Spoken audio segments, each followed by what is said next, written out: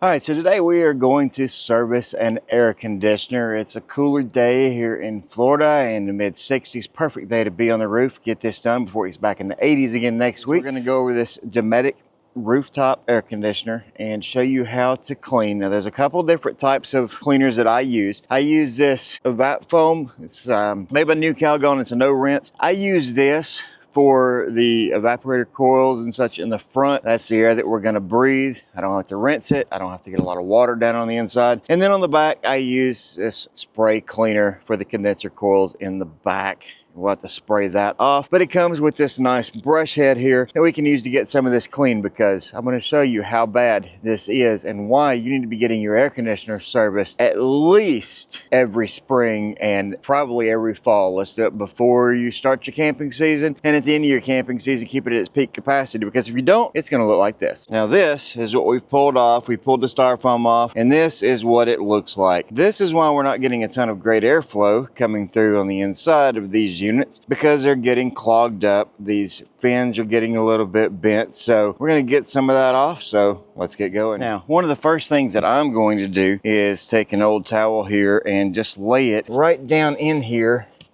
to try to catch some of that excess that's going to come off and all this junk that's going to come off, and try to keep it from going all down in the camper. All right, so the first thing we're going to do here, got gloves on, we're just going to take this cap and we're just going to put it in and pull straight up.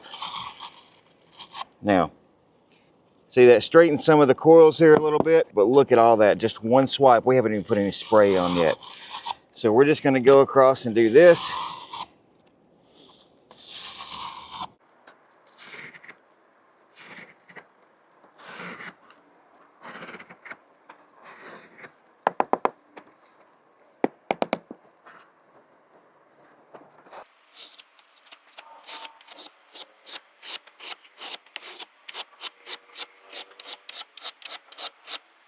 Then just a stainless steel brush. If you want to get in with one of these, make sure you use gloves. These things are sharp, but these things will kind of flex a little bit too when they're really dirty, and you can use one of these to get in. You want to make sure you're pulling straight up, as the goal is not to bend any of these fins. We want them as straight as possible to get the best airflow.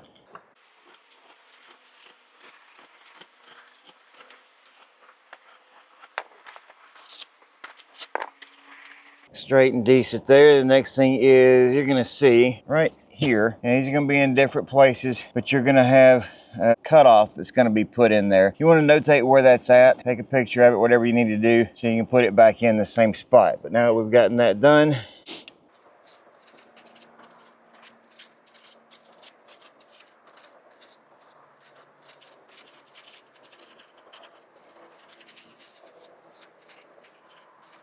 all right, and the same thing over on the back. And make sure you try to come in and make sure these are clean back here. Sometimes this is a little harder to get into, but you do want to make sure these are good and clean. So we're going to let that set. We're going to move to the back side, and we're going to clean the condenser coils on the back. Now, same thing back here with these. You're going to notice some of them have some little dents in. We want to try to get these as straight as can. These aren't as dirty.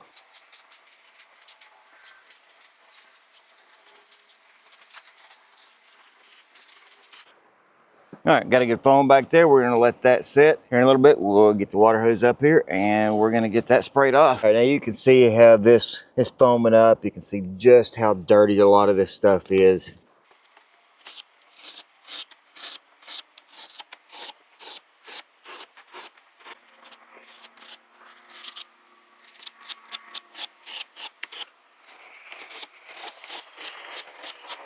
And because this one is so dirty, we're actually gonna go over it a second time with the foam.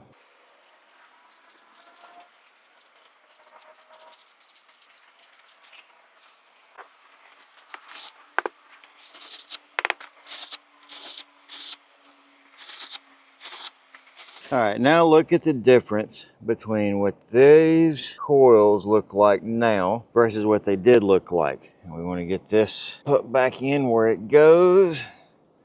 So it's doing its job in there. Now, one of the last things that I like to do when I'm doing these air conditioners in service is make sure everything is properly sealed up. Because what you have inside the air conditioner here, or just underneath it on the roof, if you've got, for lack of a better word, a small attic. This has hot air running right through it. Heat runs to cold. This is where you're going to lose efficiency. So you want to make sure we don't have any of those spots in here. Now, I do have a few in here that I'm going to tape up, and what I use is just an aluminum tape. And I'm going to cover up every hole or little gap that's inside here. So I don't know if I can get the camera in here to show you, but I'm going to try. You can see right here where this wire goes in, there's a hole right there. Now that hole is leading into the attic area and the space. So we want to make sure we get that sealed up and put little pieces of tape around that so there's no air or anything that's going to seep out. All right, now we're back on the inside, and you can see this is why we put a towel down. Things are going to fall through a little bit because we have the whole cover off on the inside. We can look up here and see this is the side that's going to blow air into the coach. And you can see here we have some tape that's come off, and we need to replace some of that, fill in some of that, fill in some of this here.